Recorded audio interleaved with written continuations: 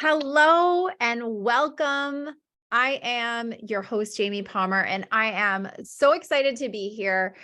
I am going to talk to you today about business design, offer creation, and really developing a business model in alignment with your human design. And for today's focus, we're going to focus on the lines that make up your profiles in human design. So, a couple of caveats before we get started. First and foremost, I don't only look at the lines in your chart. So I don't just look at the profiles lines. I don't just look at the lines that appear after your gates. I look at type. I look at circuitry. I look at gates and channels. I look at the defined centers. And I also look at sort of perspective and view, as well as your determination when I think about making recommendations for someone's offer or someone's business model.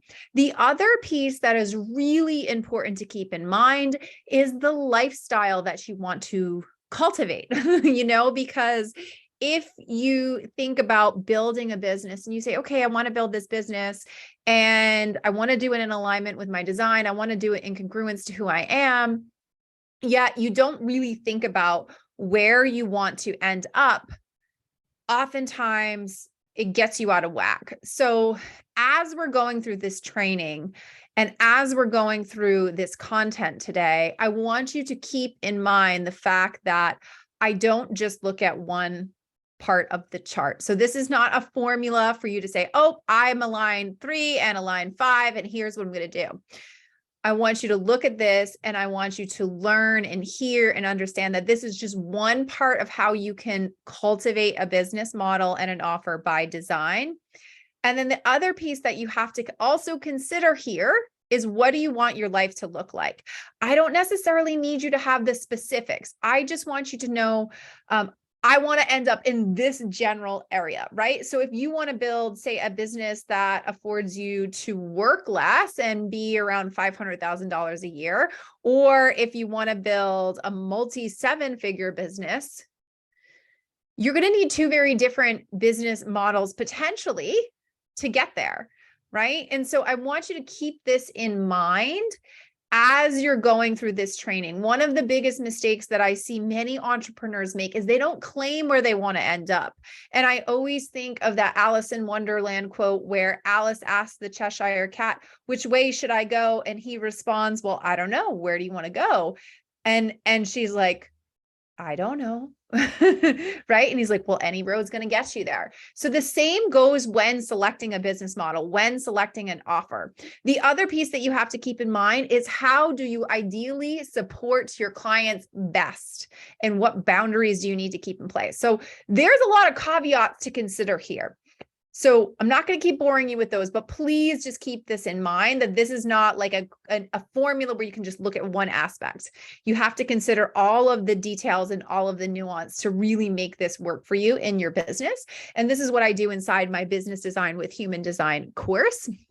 So this is almost like a little sneak peek of that. So let's dive into the lines. So we're going to go through the 6 lines that make up the 12 profiles in human design. So the first one that I really like to start with, obviously, is line 1. So these are people who, they're going to have a deep area of expertise in one area. They're usually pretty niche from my experience.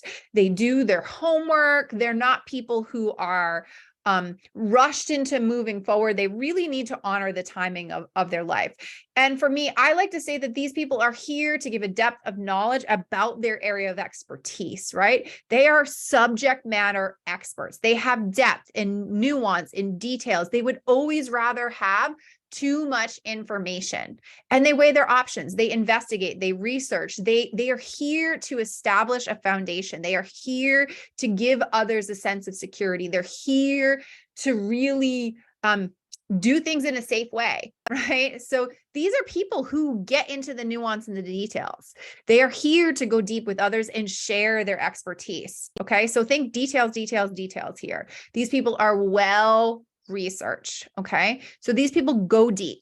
Right? There's no surface level stuff with these people. So this is the person where you want to learn all the things from on a certain topic. So think of these people as like the master of one. They have a PhD. And so it's important for them to understand they need to honor their own need to have a secure foundation in place so that they have the time to research and go really deep. They're going to be made crazy by people who want them to move into the experiment, who want them to move into action and try something without having all the details. And they're going to make people crazy who like to move fast. So potentially the line one, the researcher, as I like to say, is going to make people like an MG or a manifestor sort of crazy because they like to skip the details. They like to move fast. They don't like to be slowed down, potentially. Okay.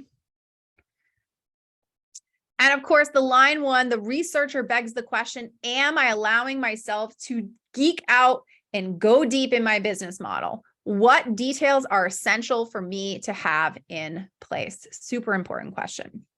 And of course, I just want to say, I should have added this one other caveat. As you're listening to this, take what resonates and leave the rest, and then be sure to honor your own strategy and authority, okay? Particularly your authority. Next up, we've got the line two. I like to call this the introvert. These are people who really rely on others to help them recognize their gifts. And they're here, they need to sort of leverage their strategy and authority to discern which gifts they bring out into the world, which calls do they want to answer. And they're really here to give people an aha moment and then get out. They're not people who want to get caught in the weeds, right? Because they become really depleted when they spend too much time with others.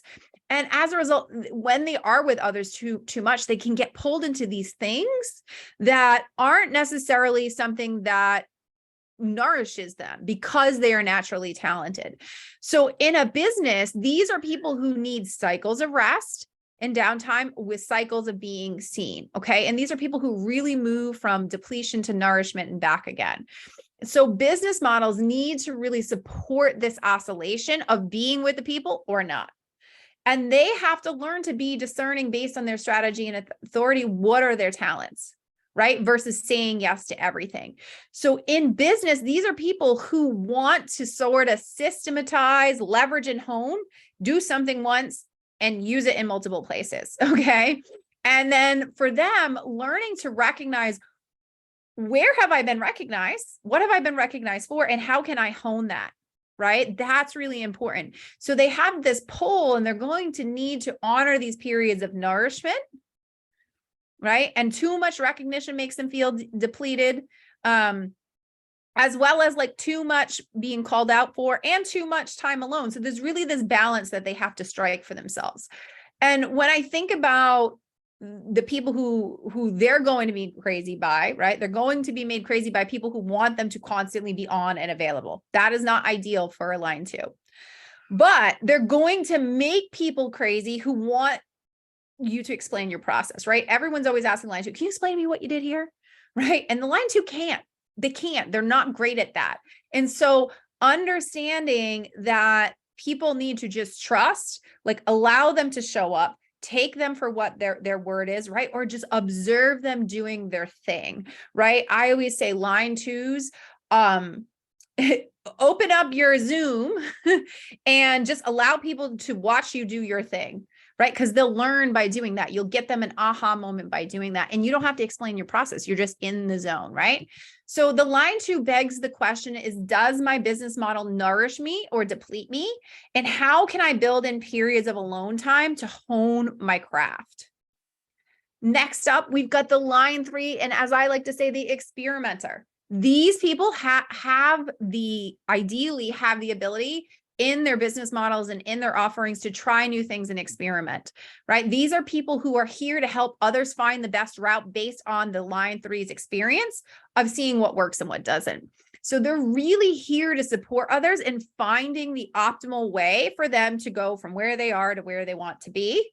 by embodying the wisdom of their ups and downs and their trials and errors, and then sharing those with other people. So these people lead with the people. They lead kind of by getting their hands dirty. And it doesn't necessarily mean that they are here to like do things with others, but they need to experiment in their own process, in their own business, in order to be able to share that with their clients. So business models for them really need to promote freedom and space to experiment. These are people who can see what is not working faster than other people, and they pivot. Okay, so they can help people in a transition. They can help people pivot. They can help people change. They can help people transform. These are people who are fast on their feet, right? These are the people before building out and evergreening everything, they need to hone their process. Okay, and so they also have to really learn to honor their need to break bonds with clients and support team when things aren't working, right? Relationships, it doesn't mean the relationship is over. It just needs to be readjusted. It needs to be revamped. And so these people will be made crazy by people who want them to map out all the little details, or people that think they're a failure because they've tried so many things. And they're going to make anyone crazy who wants sort of a one size fits all approach, right? They're not ideal for people who need to have the whole business plan laid out. And the line 3 experimenter begs the question, does my business model give me the freedom to try new things and share my trials and tribulations to help others see the options and discern which way is best for them? Next up, we've got the line 4, and as I like to say, the mayor. These are people whose business model ideally allows them to influence others. Okay, these are people who are here to be a megaphone of information in an area of expertise that they are passionate about. They're not here to create something new per se. Okay, they're here to take in information and then amplify that information. Generally speaking, these people are not ideal for cold traffic. They grow best through their network. So think affiliates, Dream 100, referral relationships. These are also people who are not easily influenced by other people, and they lead by spending time listening to what their community needs. So they have to have this balance with people and alone time, and they must actually listen to the people to understand how to influence them. So their business model needs to be one where they balance understanding your community and influencing them. It's a two-way street, listening, influencing. Okay. So these are people who can get really burnt out in one-to-one because it's like just too much listening. And their quality of their network directly influences and impacts their success. So these are people who have to honor the need to spend time listening to people in their network so that they can get people to better understand them in order to gain more influence. They're going to be made crazy by anyone who is constantly flip-flopping and changing their mind. I know my husband's a 4th line. It makes him crazy when my line 3 self wants to change things. They're going to make others crazy by listening to them and doing what they want anyway. So 4th lines will just be like, yep, and then just go do whatever they want to do anyways. And they're going to often, and I say often because I have seen a few exceptions to this, but they often repel people who come to them from cold traffic since they aren't here to influence anyone outside of their network, okay? So the line 4 begs the question, whose system, process, philosophy can I align with, utilize, create agreements with, so that I don't have to get caught in creation? And then how am I leveraging my network to grow? Okay. Next up, we've got the line 5, the disruptor. As I like to say, these are people whose business model challenges the way things have always been done and show people a new way. These are people who are here to come in when everything else has failed and show people a new way. So these are folks, because they live in the projection field, they need to be really clear with the communication about what they can and they cannot do. So boundaries for line 5 are really key to success. They're here to influence masses. They're here to influence lots of people, but they must be hyper clear about what they will and they will not do. And these are people who lead by leading. They lead out in front. So these are people who are visionary. They make something new. They create their IP. They're people who make IP or intellectual property. And they elevate the people around them who they support, right? So for a line 5, they really have to honor this need to disrupt things.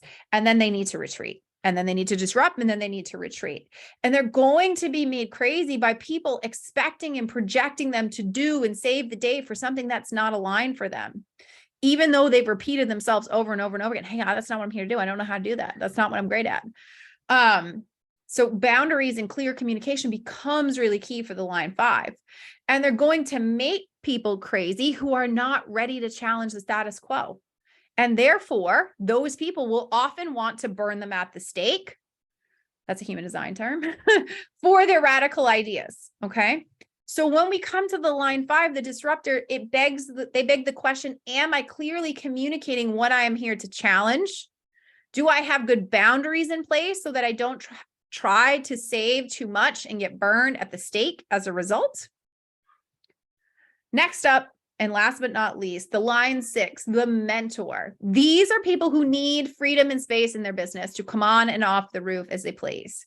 Okay. So they're here to be of counsel and provide unbiased advice to those in their life.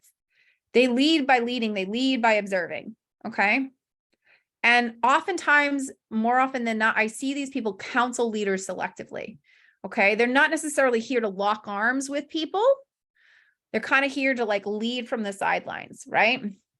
These are people who need freedom and space in their business models, and they elevate the people who they support, right? They're all about helping you be the most embodied, authentic version of yourself. And so they really have a unique perspective, particularly once they get on the roof, but they don't want to be sort of the crabs in the bucket is the metaphor I always use. You know, when the crabs try to climb out of the bucket, and the crabs, if they just work together, they would all get out of the bucket, but instead they kind of pull each other down. 6 lines don't want to be in that crab bucket. Okay. They don't want to be pulled down in the mundane details of everyday life. And so they really need to honor their desire to have space to gain perspective. They're going to be made crazy by people constantly seeking their approval, particularly those who they haven't established trust or they don't have a relationship with. They're going to be made crazy by people who want them to get into the nitty-gritty details of things. They're going to be made crazy by anyone who wants to lock them down or forces them to play middleman. These are people who need freedom and space. And they're going to make people crazy who want all the little nitty-gritty details and the reasoning and the why. Knowing is inherent as part of a 6-line life, and you either trust it or you don't. And line 6, the mentor begs the question, am I clearly communicating my values to attract leaders in my world to be of counsel for? Does my business support my inherent need for freedom and flexibility so that I have space to gain perspective? So that is what I have around building your business model, offers, and client journey in alignment with your human design. If you want to dig deeper into this content, please do go check out businessdesignwithhumandesign.com. Thank you so much for tuning in, and we'll see you soon.